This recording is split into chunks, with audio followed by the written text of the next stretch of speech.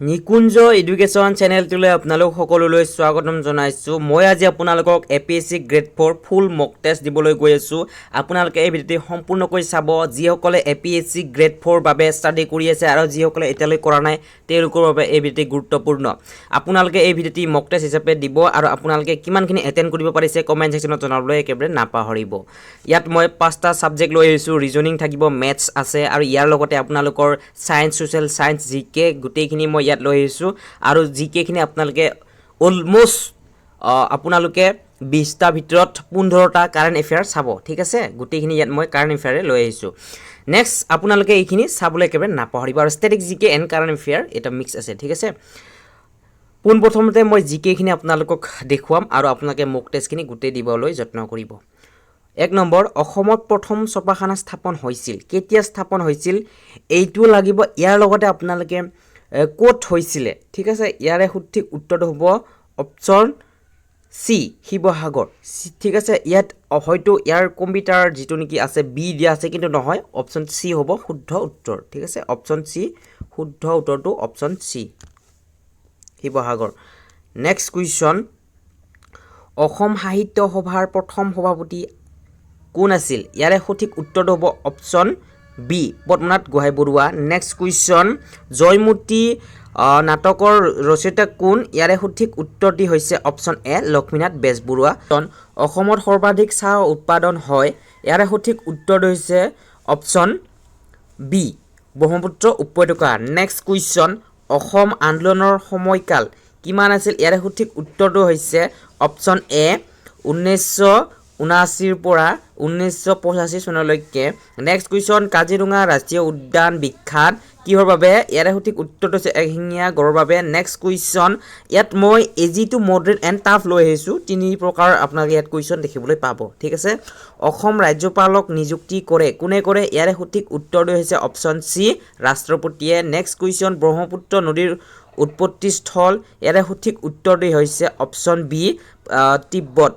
বা চীনৰ পৰা ওলাইছে বুলি ইয়াত জনা যায়। ঠিক আছে, আৰু এই যিটো নেকি তিব্বতৰ পৰা ওলাইছে ইয়াৰ এটা নাম আছে, আপোনালোকে সেইটো কমেণ্ট ছেকশ্যনত জনাবলৈ একেবাৰে নাপাহৰিব। ঠিক আছে, নেক্সট কুৱেশ্যন, গুৱাহাটী বিশ্ববিদ্যালয় স্থাপন হৈছিল, কেতিয়া হৈছিল? গুৱাহাটী বিশ্ববিদ্যালয় 1948, অৰ্থাৎ option A year right answer. ইয়াত গুৱাহাটী বিশ্ববিদ্যালয় 1948 চনতে হৈছিল, কিন্তু ইয়াত এইটোও টাইপিং মিষ্টেক হৈ আছে দেই। বি এনচাৰটো নহয়, এইটো শুদ্ধ উত্তৰ, এইটো নহয়, এইবিলাক নহয়। ঠিক আছে, নেক্সট কুৱেশ্যন, অসমৰ ৰাষ্ট্ৰীয় উৎসৱ নহয়, কোনটো নহয় ইয়াত? ইয়াত সঠিক উত্তৰটো আপোনালোকে ক'ব পাৰিব নেকি? ইয়াত দীপাৱলীটো আমাৰ অসমৰ ৰাষ্ট্ৰীয় উৎসৱ হিচাপে ইয়াক পালন কৰা নাযায়। ঠিক আছে, নেক্সট কুৱেশ্যন, অসমত সৰ্বাধিক জনসংখ্যা থকা জিলা কোনখন? ইয়াৰে সঠিক উত্তৰটো হৈছে অপশ্যন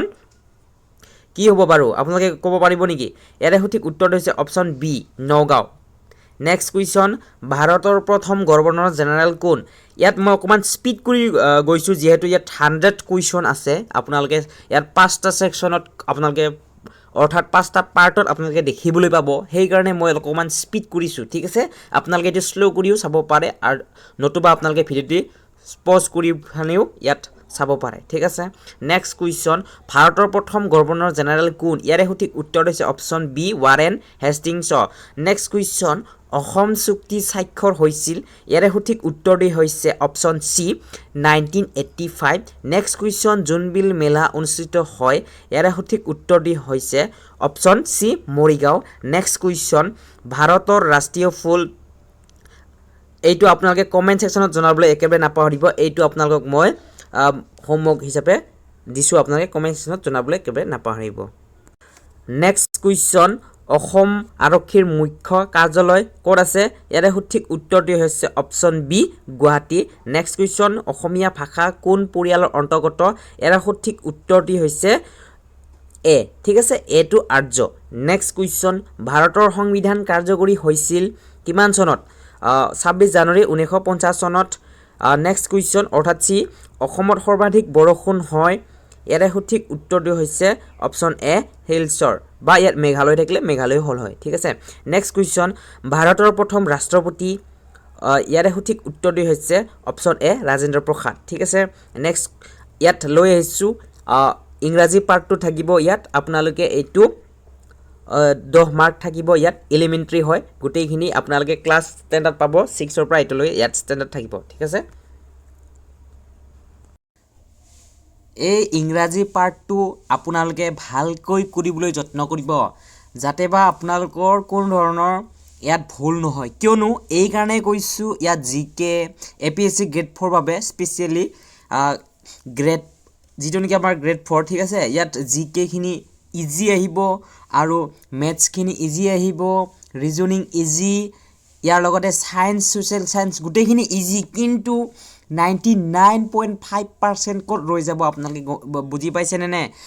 এই ইংৰাজী যিটো নেকি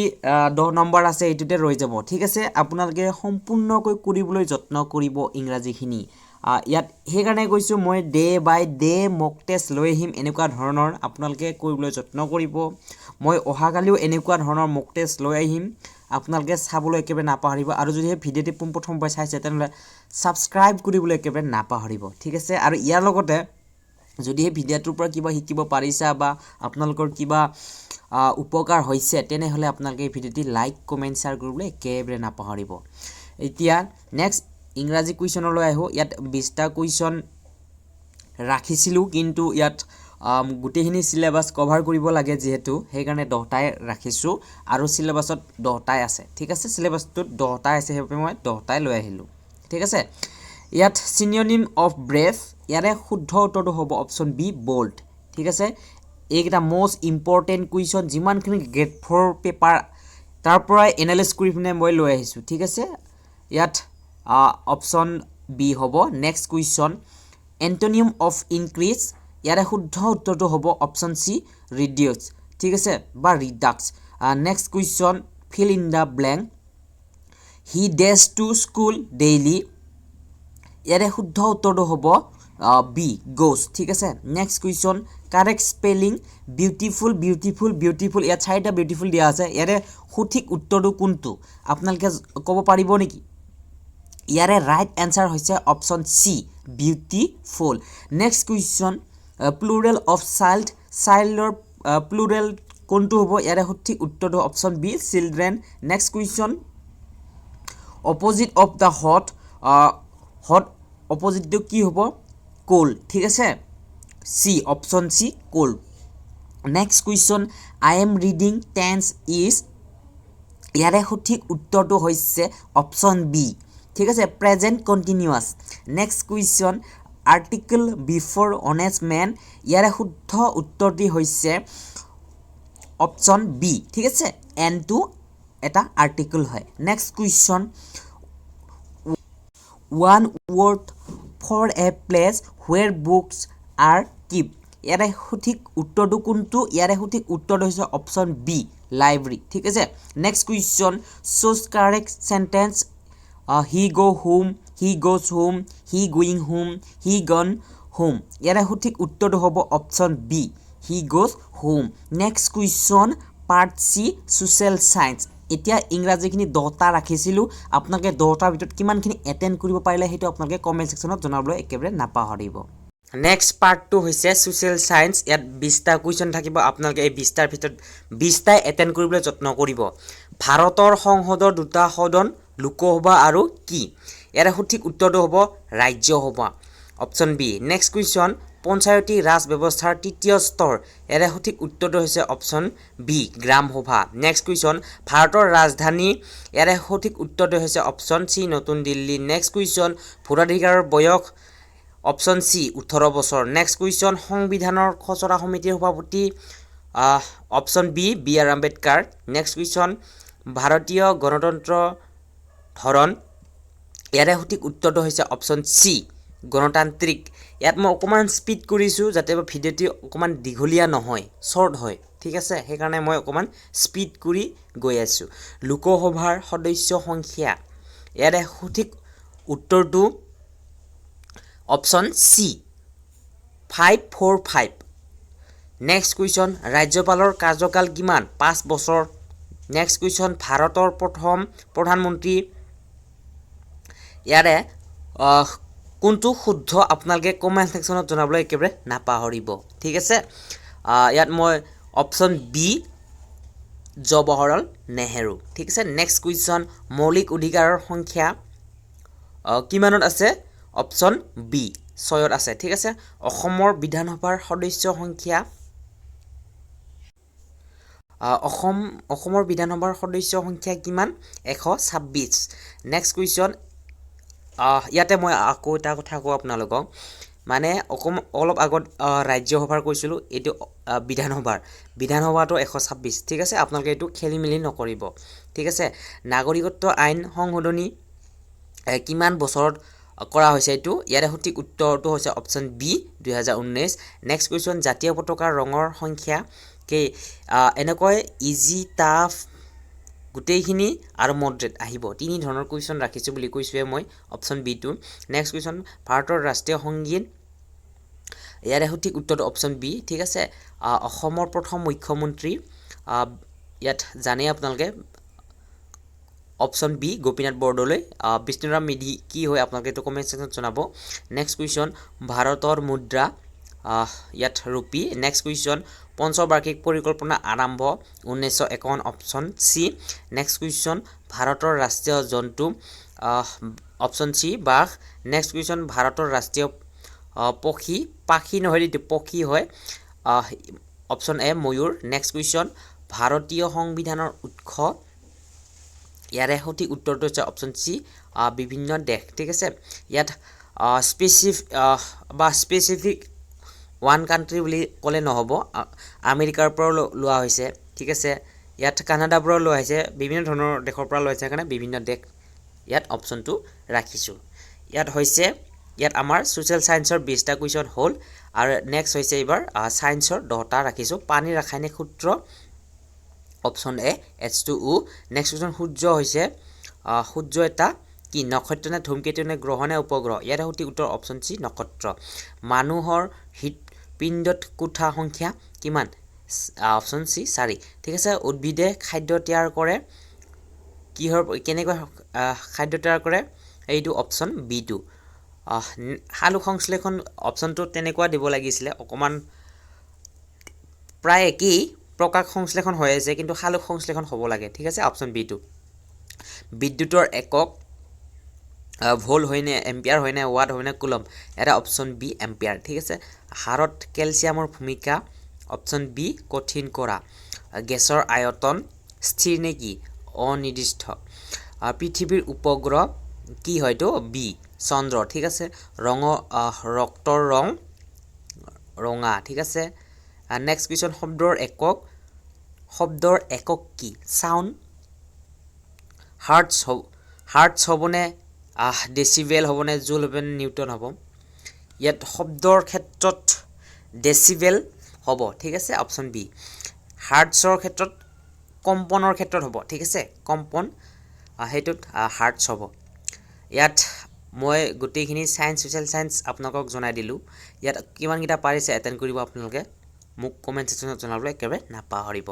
মেথছ কিমান পাৰে আপোনালোকে এইটো মোক কমেণ্ট ছেকশ্যনত জনাবলৈ একেবাৰে নাপাহৰিব গোটেইখিনি আজি প্ৰথম কাৰণে মই ইজি ৰাখিছোঁ মেথছখিনি আপোনালোকে কৰিবলৈ যত্ন কৰিব ঠিক আছে ইয়াত 25% বুলি কোৱাৰ লগে লগে আমি জানিব লাগিব 25%টো আমি কেনেকৈ লিখিম ইয়াত 25 এই পাৰ্চেণ্টটো আমি 100 বুলি জানো ঠিক আছে 25 কিমান 4 ঠিক আছে 1/4 ঠিক আছে 1/4 অপশ্যন চি নেক্সট কুৱেশ্যন হৈছে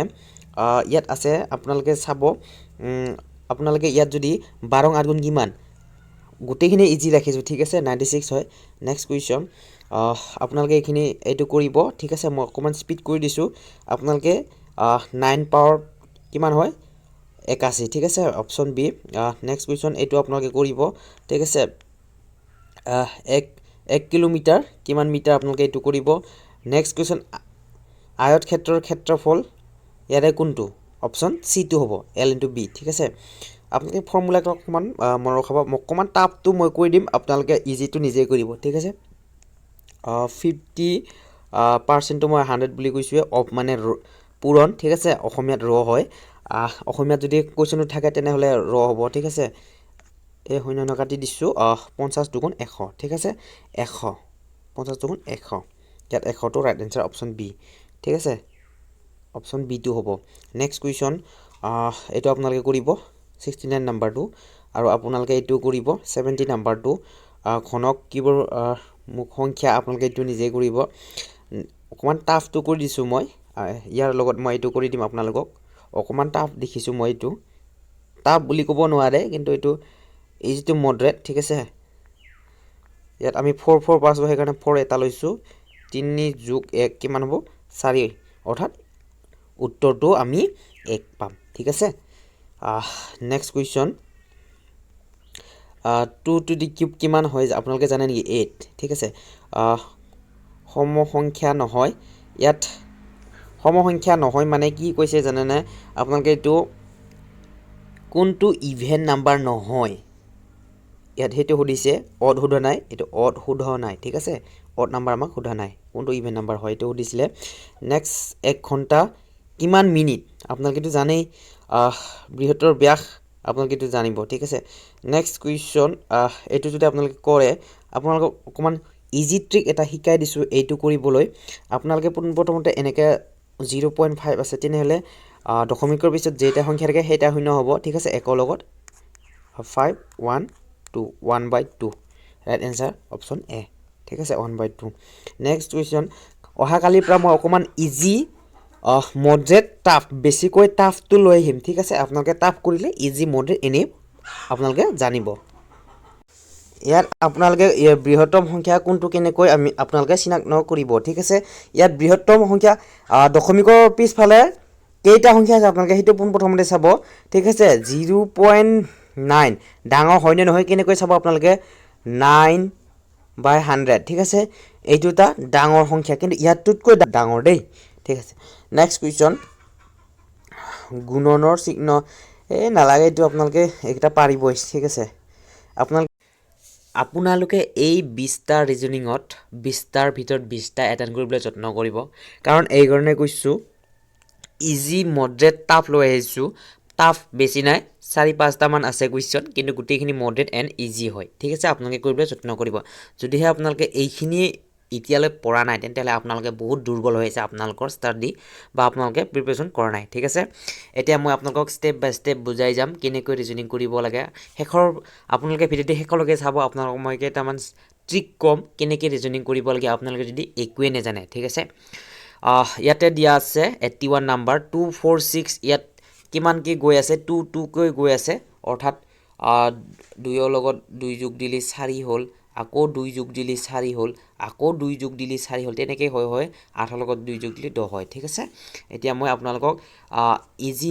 ইজি লৈ আহিছো মডাৰেট লৈ আহিছো তেনেকৈ ঠিক আছে এ চি ই কেনেকৈ হ'ল আমি জানিব লাগিব এ ৰ পৰা জেড লৈ জানিব লাগিব এ ৰ পৰা জেড লৈ জানিব লাগিব এ টো কিমান 1 আছে জেড কিমান 26 আছে তেনেকৈ আমি জানিব লাগিব ঠিক আছে আমি যদি নেজানোৱে তেনেকৈ ৰিজনিং আমি কেনেকৈ কৰিম ঠিক আছে আপোনালোকে ইমানো নাভাবিব এক্সপেক্ট কৰিব ইমান যি টাফ আহিব তেনেকুৱা নহয় ৰিজনিঙত এপিএসসি গ্ৰেড 4 তেনেকুৱা এক্সামত আপোনালোকে ৰিজনিং এনেই কৰিব পাৰিব ঠিক আছে এ টো 1 সি টো 2 অৰ্থাৎ ইয়াতো 2 কৈ গৈ আছে ই লগত যদি আমি 2 যোগ কৰো কিমান হয় ঠিক আছে 7 হয় অপচন বি ঠিক আছে অপচন বি টো হ'ব নেক্সট কুৱেশ্যন দিন ৰাতি সুখ দিন হলে ৰাতি ইয়াত বিপৰীত হৈ আছে সুখ দুখ ঠিক আছে দুখটো হ'ব নেক্সট কুৱেশ্যন যদি 5 + 3 28 হয় তেনেহলে 6 + 4 40 তেন্তে 5 + 7 + 5 কিমান হ'ব ঠিক আছে এইটো খুব সুন্দৰ কুৱেশ্যন হয় এইটো আপোনালোকে এইটো চাব কেনেকৈ হৈ আছে 5 যদি মই স্কোয়াৰ লওঁ ঠিক আছে প্ৰথমতে আমি এইটো ট্ৰিক শিকিছো 3 স্কোয়াৰ 5 গুণ 25 25ৰ লগত যদি মই 9 যোগ কৰোঁ বহুত ডাঙৰ সংখ্যা হ'বগৈ এইটো ঠিক আছে এইটো এটা বহুত ডাঙৰ সংখ্যা হ'বগৈ 34 হ'ব এইটো নহয় কিন্তু এইটো আমি দিলে নহব 28 কৰিব লাগিব এই গতি আমি কি কৰিব লাগিব আমি এনেকুৱা এটা লজিক লগাব লাগিব যে তুমি 28 ওলাই ঠিক আছে এটা মই 5 কিউব 5 স্কোয়াৰ প্লাস 3 যদি লগাও 25 যোগ 3 লগালে আমি 28 পামনে বাৰু হয়নে এইটো আমি সিওৰ এতিয়াও ক'ব নোৱাৰো এইটো কেৱল যদি 28 পাইছো এতিয়াও আমি সিওৰ ক'ব নোৱাৰো আমি এই 42 তেনেকৈ পাব লাগিব ঠিক আছে 6 স্কোয়াৰ প্লাস 4 মই যদি কৰিছো 6 গুণ কিমান 36 লগত যদি মই 4 প্লাছ কৰিছোঁ তেনেহ'লে যদি মই 40 পাইছোঁ তেনেহ'লে এইটো শুদ্ধ ঠিক আছে তেনেহ'লে এইটো শুদ্ধ এতিয়া আমি যদি এনে ইটো কেনেকৈ ওলাম যে 7 স্কুৱেৰ 7 কিমান 49 যোগ কিমান 5 কিমান হ'ব 44 ৰাইট এনসাৰ 44 আছে নেকি হয়নে ইয়াত ক'ত খেলিমেলি লাগিছে নেকি বাৰু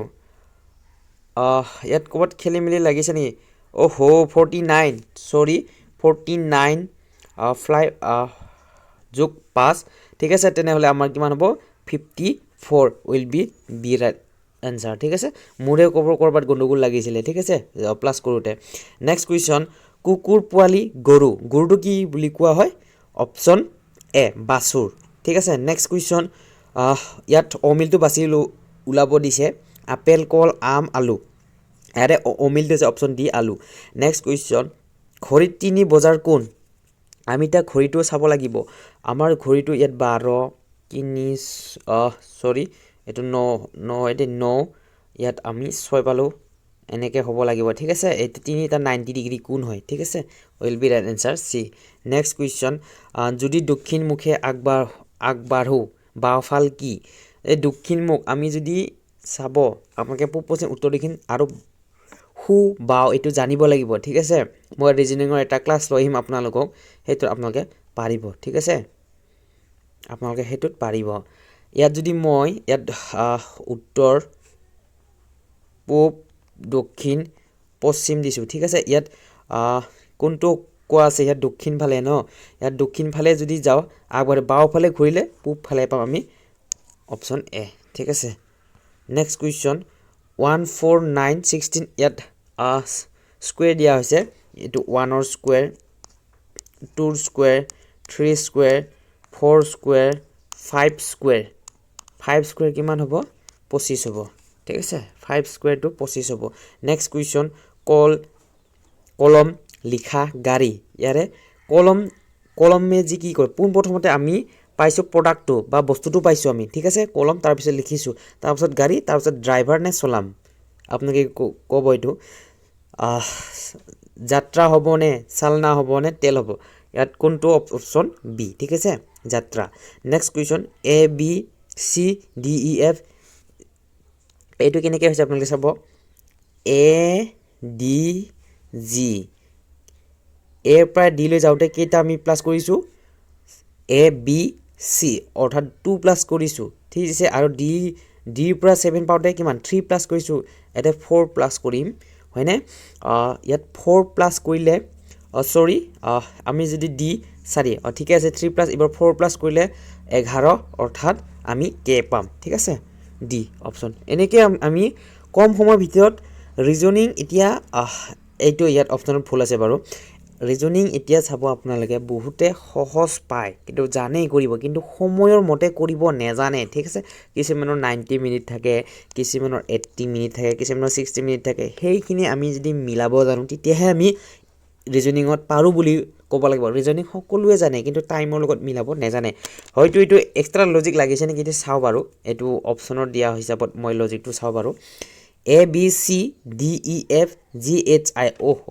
অ'কে তেনেকুৱা নহয় মই যিটো লজিকত শিকাইছিলোঁ সেইটো নহয় সেইটো লজিকত দিলেও সেনেকৈও চাব লাগিব ঠিক আছে পোনপ্ৰথমে আমি এ বি চি চিৰিয়েলি পাইছোঁ ঠিক আছে J K L J K M J M N